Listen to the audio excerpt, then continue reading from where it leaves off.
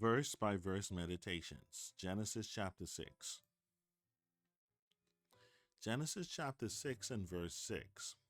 And it repented the Lord that he had made man on the earth, and it grieved him at his heart. Has a parent ever told a child, I wish that you had never been born?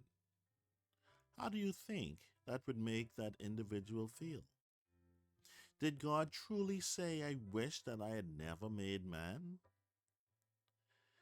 In Numbers chapter 23 and verse 19, God is not a man that he should lie, neither the Son of Man that he should repent. Hath he said, and shall he not do it? Or hath he spoken, and shall he not make it good? When considering Numbers chapter 23 and verse 19, Balaam says that God has no need to repent. In 1 Samuel chapter 15 and verse 29, and also the strength of Israel will not lie, nor repent, for he is not a man, that he should repent.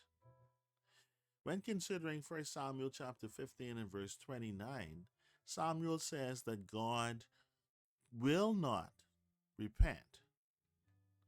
When considering Genesis chapter 6 and verse 6, how do we reconcile that it says God repented? Have you ever loved bacon? Do you love your children?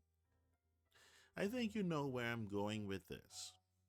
The same word can have multiple meanings. How heavy was the grief of God that a strong word like repent would be used to describe that grief and that heaviness that he had in his heart? Many believe that God takes joy in judgment, the same way that man takes joy in his vengeance. Those humans that behaved in such a wicked, despicable manner were humans that God loved tremendously. But God could not ignore the stench that had come up into his nostrils because of man's sin. He needed to address it, and he needed to cleanse the earth. After the flood, at the end, let's read what is found in Genesis chapter 8 and verse 21. It says, And the Lord smelled a sweet savor, and the Lord said in his heart, I will not again curse the ground any more for man's sake.